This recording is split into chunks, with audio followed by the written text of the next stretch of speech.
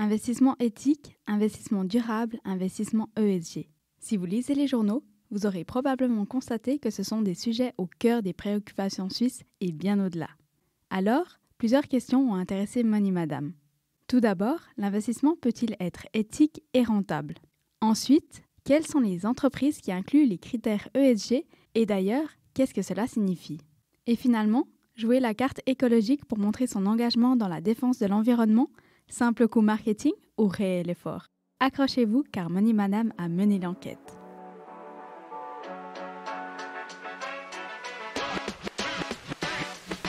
Money Madame, le premier podcast suisse francophone féminin fait par Elodie Sogan, alias Hello Indify sur YouTube, dans lequel on parle finance, investissement, épargne, actu économique et bonnes astuces financières, disponible tous les lundis sur Spotify et SoundCloud. L'actualité récente en Suisse montre une augmentation significative de l'intérêt pour les investissements ESG, acronyme signifiant environnementaux, sociaux et de gouvernance. Or, si vous prenez un rendez-vous chez un conseiller financier, il prônera les bienfaits de l'investissement pour votre avenir, pour une meilleure retraite, mais il est fort à parier que l'investissement pour un meilleur futur dans le monde ne figurera pas dans son discours. Alors, concrètement, est-ce que l'investissement peut être rentable et éthique et peut-il être un moyen d'améliorer le monde? Je vais tout de suite lever le suspense, la réponse est oui. Mais alors, comment investir pour avoir un impact positif sur le monde? Car il est vrai, beaucoup de personnes voient l'investissement comme quelque chose de positif pour son porte-monnaie, mais négatif pour la planète. Nombreux sont les réfractaires qui le voient comme une façon de sponsoriser les entreprises à davantage polluer, déforester, nuire à la santé ou encore nuire à l'environnement. Ceci est vrai si ces personnes investissent dans les secteurs controversés comme les industries du tabac, de l'armement ou de l'énergie fossile. Mais ceci est faux si elles investissent de manière éthique en alignant leurs investissements avec leurs valeurs personnelles et leurs convictions. Et il faut dire que les investisseurs suisses recherchent de plus en plus des opportunités d'investissement qui correspondent à leurs valeurs, conscients de l'importance de la durabilité. Selon une étude récente, près de 70% des investisseurs suisses sont intéressés par des investissements durables. En continuant avec des chiffres, soyez prêtes mesdames, selon une étude de l'Association suisse pour des investissements responsables, 45% des investisseurs ESG en Suisse seraient des femmes. De même, la tranche d'âge la plus représentée chez les investisseurs ESG est celle des 35-54 ans, avec environ 55% des investisseurs. Et il faut dire que ces chiffres sont réjouissants. Ils montrent que les investissements ESG attirent un large éventail d'investisseurs en Suisse en termes de genre et d'âge. Et ceci, les entreprises l'ont bien compris. Nombreuses sont celles prétendant prendre en compte les critères ESG. Ne vous inquiétez pas, je vous expliquerai tout à l'heure pourquoi j'utilise ce verbe prétendre. Alors n'hésitez pas à rester avec moi jusqu'à la fin de ce podcast pour les découvrir.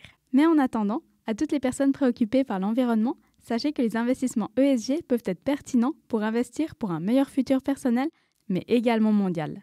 Je vous explique. Les investissements ESG visent à intégrer des critères environnementaux, sociaux et de gouvernance dans le processus d'investissement. Ces critères permettent d'évaluer la durabilité d'une entreprise, sa gestion des risques environnementaux et sociaux et la qualité de sa gouvernance d'entreprise. Plus concrètement, investir selon des critères ESG permet de soutenir des entreprises qui adoptent des pratiques responsables sur le plan environnemental, comme la réduction des émissions de carbone, la gestion durable des ressources naturelles et la promotion des énergies renouvelables. Sur le plan social, cela implique de favoriser des entreprises qui respectent les droits de l'homme, encouragent la diversité et l'inclusion, ainsi que le bien-être des employés. Enfin, du point de vue de la gouvernance, il s'agit de privilégier des entreprises qui adoptent des politiques transparentes, une gestion éthique et une responsabilité envers les actionnaires. Pour vous aider à mieux comprendre, je vais vous expliquer ça par analogie. Imaginez que vous allez faire vos courses et que vous voulez acheter des bananes. Plutôt que de simplement choisir les premières bananes que vous voyez, vous décidez d'évaluer différents critères avant de faire votre choix.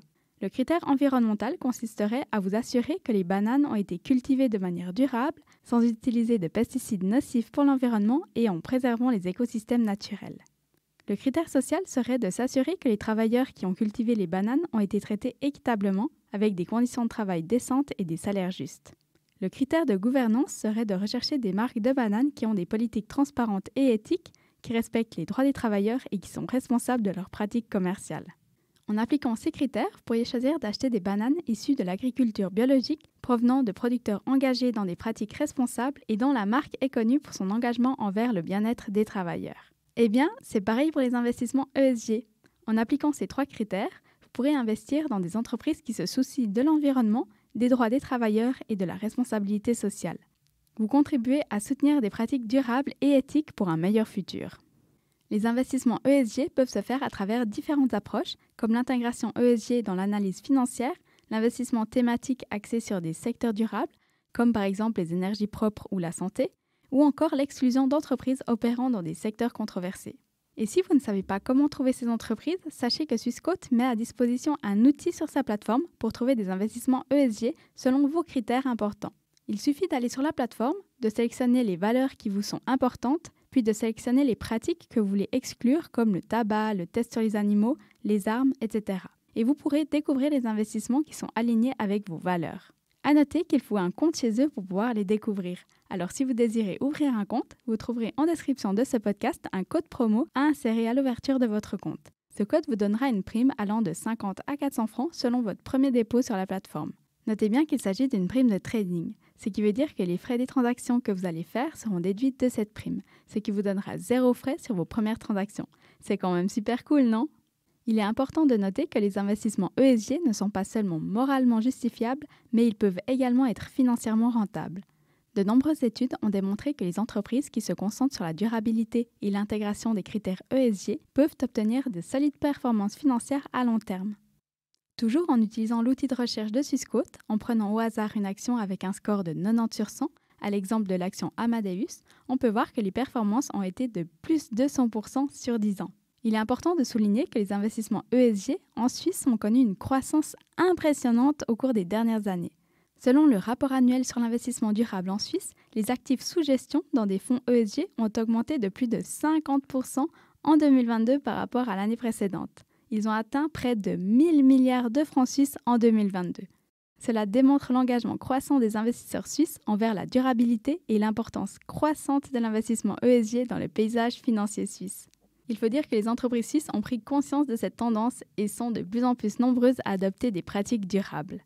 Par exemple, plusieurs grandes entreprises suisses ont récemment annoncé des objectifs ambitieux en matière de réduction des émissions de carbone et de promotion de l'égalité des genres.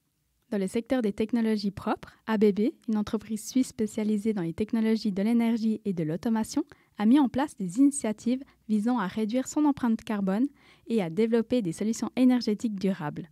De même, Swiss Re, l'une des plus grandes compagnies de réassurance au monde, a mis en place une politique d'investissement durable qui intègre les critères ESG dans ses décisions d'investissement. Mais si les exemples d'entreprises se disant prendre au sérieux les normes ESG ne manquent pas, certaines ne devraient pas être prises trop au sérieux. Et oui, mesdames et messieurs, attention au greenwashing. Petit rappel pour celles et ceux qui ne se souviennent plus de la signification de ce terme. Le greenwashing se réfère à des actions de marketing ou de communication trompeuses utilisées par des entreprises ou des organisations pour donner l'impression qu'elles sont plus respectueuses de l'environnement qu'elles ne le sont réellement. Et malheureusement, le greenwashing est également pratiqué en Suisse. Sous le feu des projecteurs, on retrouve des entreprises du secteur agroalimentaire, textile et bancaire pour en citer que quelques-uns. Parmi ceux-ci, on retrouve un géant de l'agroalimentaire qui s'est engagé à atteindre la neutralité carbone d'ici 2050 et à réduire l'impact environnemental de ses produits, mais qui a souvent été dénoncé par Greenpeace dans le passé.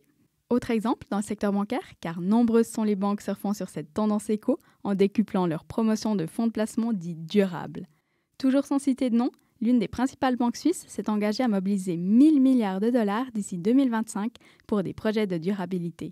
Pourtant, cette même banque proposait des fonds dits durables qui investissaient dans des entreprises actives dans le pétrole, le ciment et la chimie, aux pratiques donc pas du tout éco. Vous l'aurez compris, il est essentiel pour vous, consommateurs et investisseurs, d'être vigilants et de faire preuve de discernement lorsque vous êtes confrontés à des allégations de durabilité ou de respect de l'environnement. En conclusion, l'investissement peut non seulement être positif pour votre retraite et votre porte-monnaie, mais également pour décider du futur dans lequel vous désirez vivre. En intégrant les investissements ESG dans votre portefeuille, mais attention, toujours en analysant bien ce dans quoi vous investissez pour éviter le greenwashing, vous pouvez ainsi investir dans des entreprises qui ont un impact positif sur l'environnement, la société et la gouvernance tout en cherchant à réaliser des rendements compétitifs. Pour toute question ou feedback, n'hésitez pas à me les mettre en commentaire du podcast. J'y répondrai avec grand plaisir. Et voilà, c'est tout pour le podcast d'aujourd'hui. Si vous désirez soutenir Money Madame, sachez qu'il n'y a rien de mieux que de vous abonner à ce podcast. Merci de m'avoir écouté, je vous souhaite une très belle journée et à lundi prochain pour un nouveau podcast. Disclaimer. Les informations contenues dans ces podcasts et les ressources disponibles au téléchargement sur mes différents réseaux sociaux sont créées à titre de divertissement et ne font pas l'objet de conseils en investissement. Je ne suis pas reconnue comme un professionnel par l'État ou un organisme financier public, mais juste un particulier qui partage son expérience. Investir comporte des risques dont vous êtes responsable.